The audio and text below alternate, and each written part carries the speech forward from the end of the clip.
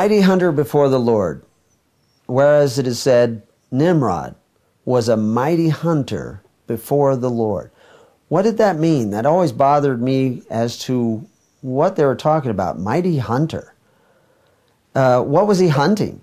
Well, actually, he was hunting the souls of men, the rights of men, because all governments depend upon you vesting some of your right to choose in that government so that it has power over your life. That's the way governments operate. Now, there's two different ways you can do that. One is you can have a free will offering where you choose to give to the government a portion of what you already have, and then they have authority over that portion. Or you can actually give them the right to take a percentage of anything you might actually produce, whether you want to give it or not. And then what you've done is you've given up your right to choose a portion of your liberty so that that government may have power over you. And this is what Nimrod was hunting. He was hunting your right to choose so that he would have power over you. Now that would be kind of scary and most people would back away from that, but he did it in a very clever way. The greatest destroyers of freedom are the givers of gifts, gratuities, and benefits. And this is what Nimrod was. He was a mighty provider instead of the Lord.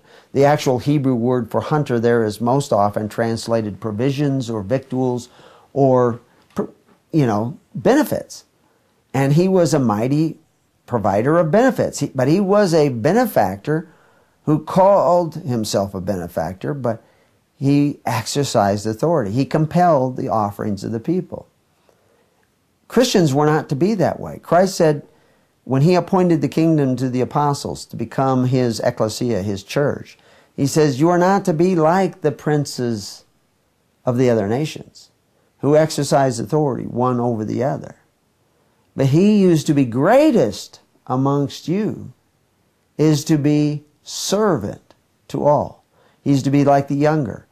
In other words, what Christ was setting up was a government of public servants who were actually servants of the people, for the people, and by the provisions of the people. In other words, they had nothing to give except what people freely gave them. That's a revolutionary idea in a world like ours today, where all governments are supported by compelled offerings, compelled sacrifices of the people, where the people don't really have any direct choice over what they give. Now, it would be a miracle to create such a society today in our present scheme of things. But we could actually do that on a small basis and begin that journey towards the kingdom of heaven and the perfect law of liberty by learning how to live by faith, hope, and charity. Churches should not be sending their parishioners to Nimrod to obtain benefits, to Caesar to obtain benefits. The early church took care of all the social welfare needs of the people.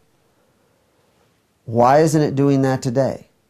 It's not really preaching the fullness of the gospel. It's saying, yeah, go to men who call themselves benefactors but exercise authority. We're just here to make you feel good on Sunday or the Sabbath. That's not the message of Christ. Christ was showing a whole scheme where you could actually become free, while Herod was showing them a scheme where they could become back to the bondage of Egypt, which is really where most nations have brought their people, back to the bondage of Egypt, where in the bondage of Egypt, 20% of everything you earned had to go to the government, and they provided you with your social welfare needs. But that's the unrighteous mammon that will fail. And it will fail. So Christians need to turn around and get baptized and start going back towards the kingdom and not towards Rome. Back towards the kingdom of heaven and not towards Babylon. It's a process. It's a skill. It's a skill of the Spirit.